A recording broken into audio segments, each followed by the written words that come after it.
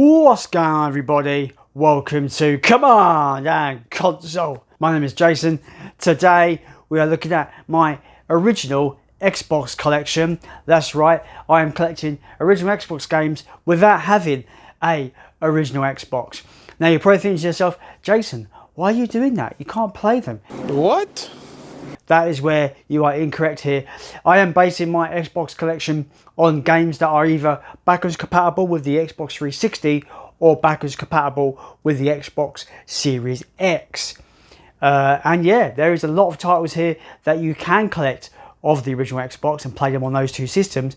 So it's always cool to look up lists on these games, see what's backwards compatible and see what games you'd like to add to your collection. So without further ado, let's get on to my collection. These are in alphabetical order. The first game is Buffy the Vampire Slayer. Fun fact about me is that I've never actually watched Buffy the Vampire Slayer. I think I've only ever seen one episode and it wasn't for me back in the day.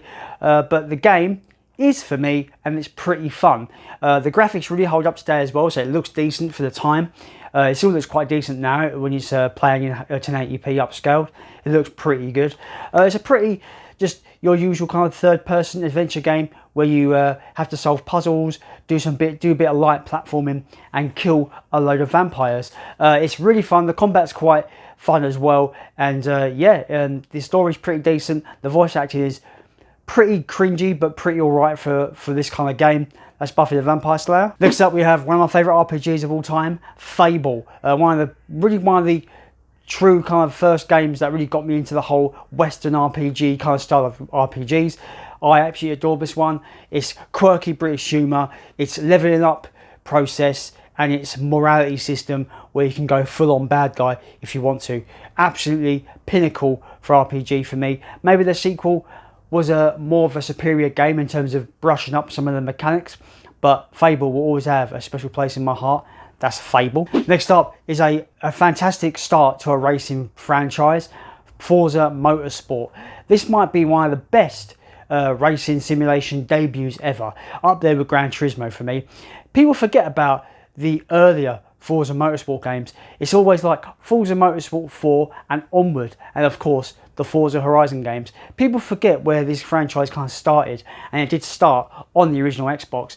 I do absolutely adore this one as well. It's a great simulation racing game. It plays fantastic. It's got a great campaign to it, and I highly recommend it. That's Forza Motorsport. Next up is a really good military simulation strategy title, that is Full Spectrum Warrior. This game is pretty decent. It's a third-person tactics title where you don't control your squad individually. You give them orders that they must complete, and it's like you're their commanding kind of officer and you're giving them orders. It's very well balanced in terms of its tactics. You feel great when you're able to outflank enemies and really kind of push forward and complete your objectives. It's one of those great tactics games that really makes you think how to tackle encounters. It's fantastic. I highly recommend it. Looks great upscaled on a HD television as well through backwards compatibility. That's Full Spectrum Warrior. Next up is a Gothic-esque Diablo clone. I kind of call it a Diablo clone. It is kind of almost like an isometric RPG. That is Hunter the Reckoning. It's more of an action game, I suppose, than an RPG. It does have very light RPG elements. But this is like basically you can choose one of three characters, and you're basically you're a hunter, a person that is called into action to kill mystical beings and demons and vampires and all that kind of stuff. It's a really fun little kind of isometric action game, very melee combat focused, and it's all about the dark kind of side of things, werewolves, vampires. It's really cool. It's kind of set in like a it looks to be kind of almost like a Gothic-esque London, but it's kind of set in modern day in a sense. But this game's really fun. I really recommend it. I played it a little while ago as well on the 360. Plays really well. It's Hunter the Reckoning. Next up is a martial arts RPG people forget exist. The one BioWare RPG people forget actually came out, and it is Jade Empire. This game was fantastic back in the day. I haven't played it in a while, so I can't really comment now, but when it came out, it was almost like next level for me. There's an RPG game similar to Knights of the Old Republic, but it was more focused on martial arts and hand-to-hand combat. Really fun story as well. Really fun leveling up system. You can choose what kind of martial art you want to focus on, and you can like choose different weapons to focus on a weapon art as well. It's really clever, really deep in its RPG mechanics. A great cool story that's, you know, inspired by legends of like ancient China and stuff like that. Really great RPG from BioWare. A forgotten one for sure in my opinion. That's Jade Empire. Next up is a game I've not played before. Sid Meier's Pirates. A pirate kind of like a life sim. So you're like kind of living life as a pirate. It seems really cool to me, and I've not played it yet, so I don't know what it's like. But from what I've seen from footage of the game, it actually looks really fun. Yeah, what's not to like about a pirate? You live your life as a cool pirate. Who doesn't like that? That's Sid Meier's Pirate. Next up is the first game in the Tom Clancy's Splinter Cell series. I do love this first game. It's a great stealth game. Absolutely great. Just it has so many clever ways of keeping yourself hidden and keeping quiet and having like a very stealth tactical approach to things. Sam Fisher is a really cool character that you play as. I really like his character, voiced by Michael Ironside, famously.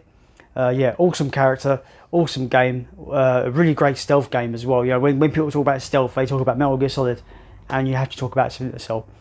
Yeah, that's Splinter Cell. Next up is a sequel to Splinter Cell. Splinter Cell Pandora Tomorrow might be my favourite in the series. I do like Chaos Theory, that's great, and I do like a Blacklist and Conviction as well. But for a true stealth experience, I think Splinter Cell Pandora Tomorrow kind of took everything the series is famous for and just perfected all of it. It's really great. It's got great graphics as well for the time. The light and dark aspect of it are great to play around with. Take out lights so you can't be seen. Just stealthily take out enemies. It's just so good. This is one of the better stealth games in my opinion. That's Splinter Cell Pandora Tomorrow. We're looking at one of the best RPGs ever made.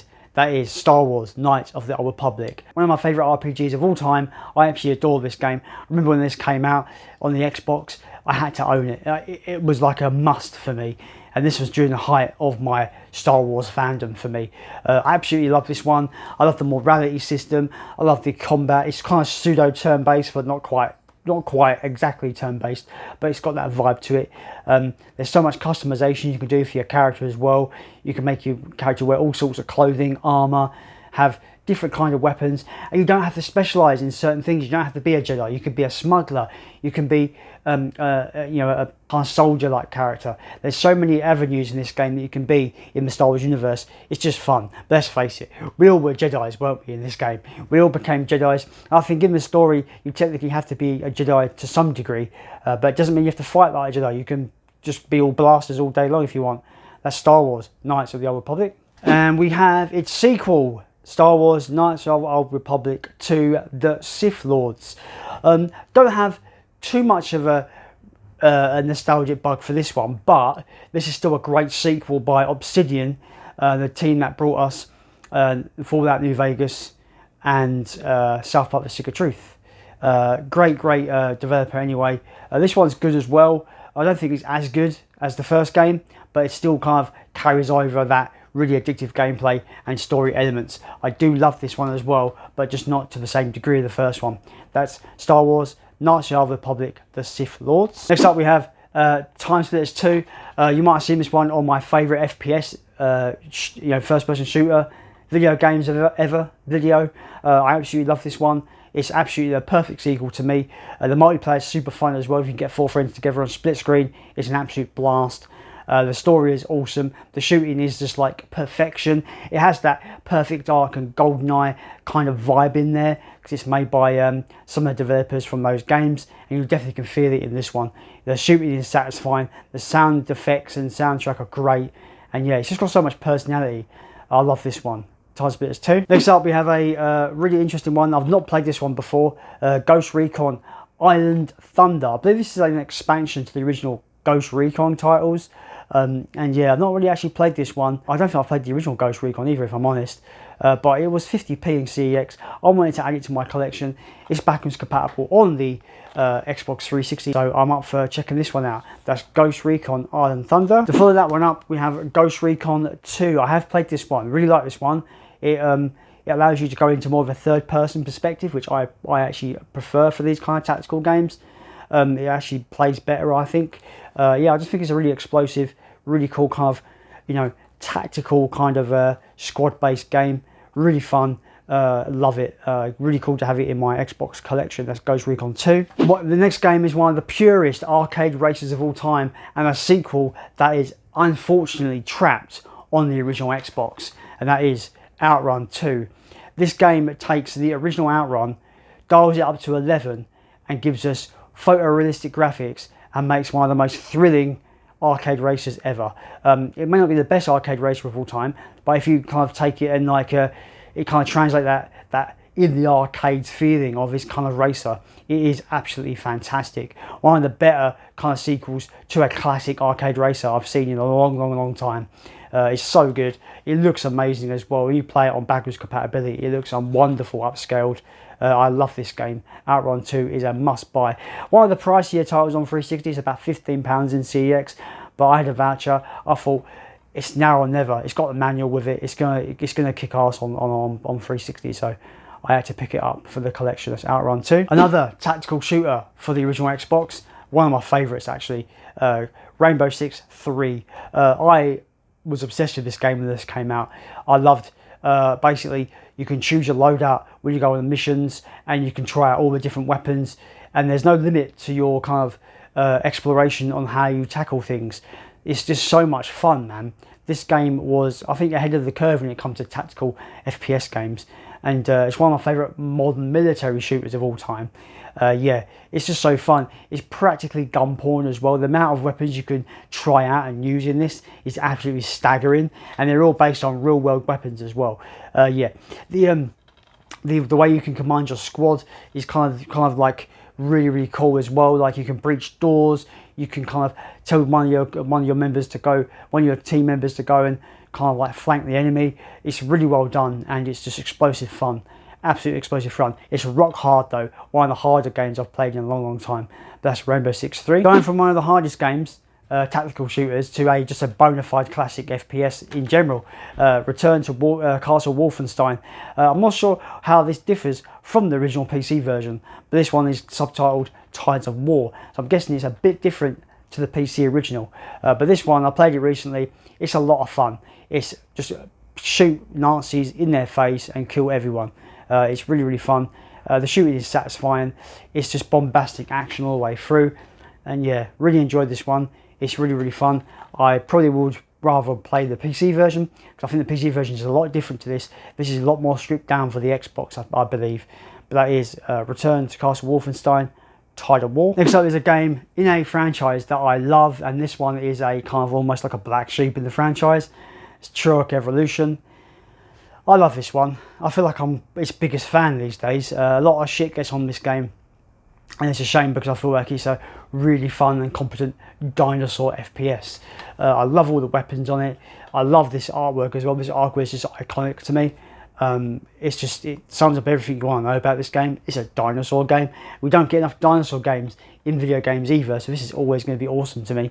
Yeah, I love this game. I don't see it being nowhere near as bad as what a lot of the outlets were saying about it when it came out. I love Turok 1, I love Turok 2, Turok 3 is probably the best in the series in my opinion. This is still a decent fourth entry, and I think people are sleeping on it. Go and play Turok Evolution, it's actually really fun. Love it. That's Turok Evolution. Next up we have the comic book-esque styled game 13. This is a great FPS based on a kind of like, it looks like a comic book series. I think it's based on a actual comic book called 13. I could be incorrect, but I think I'm not. Let me know in the comments down below if it is based on a comic, because I'm not too sure. But this game is loads of fun.